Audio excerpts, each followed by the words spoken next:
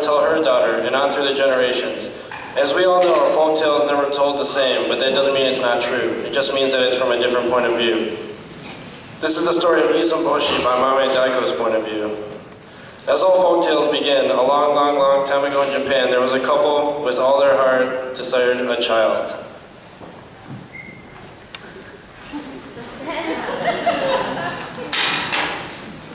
So they prayed for a child, no matter how small. Please send us a son, no matter how small. And indeed, every word of their prayers were heard, for a son no larger than a man's thumbnail was given to them. So they named him Issunboshi, Isun meaning approximately 1 inch tall.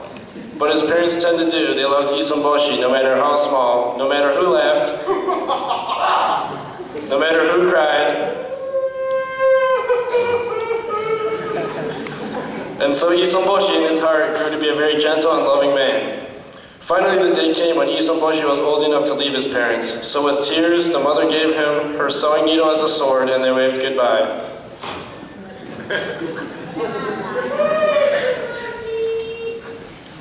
Issunboshi traveled to Kyoto to a lord's mansion where he became a servant, and everyone grew to love him very much. But no one more than the beautiful, wise, and agile princess. Issunboshi became the princess's faithful servant. One day the princess was walking alone and came upon an ogre. She fought bravely, but when a second ogre came, 2 against 1 was not fair, and she screamed. Issunboshi, not being far, heard and came to help. The ogres laughed when they saw Issunboshi and picked him up and swallowed him whole.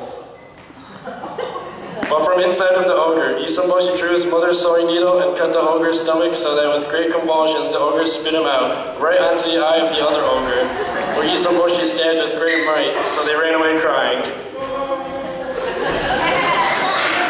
They left behind the magical drums that the princess knew would grant 1 wish upon playing. She asked Issunboshi what wish he desired, and because he was already kind of hard, he asked to grow just a little taller. And so the princess began to play the magical drum, and it filled the city with her music, so that her maidens heard her call and came to play as well. As the music grew louder, so did Issunboshi until he was 6 feet tall. The ogres never dared come back, and Issunboshi became a great warrior in all of Japan. This is the song that the princess and her maidens played to make Issunboshi grow.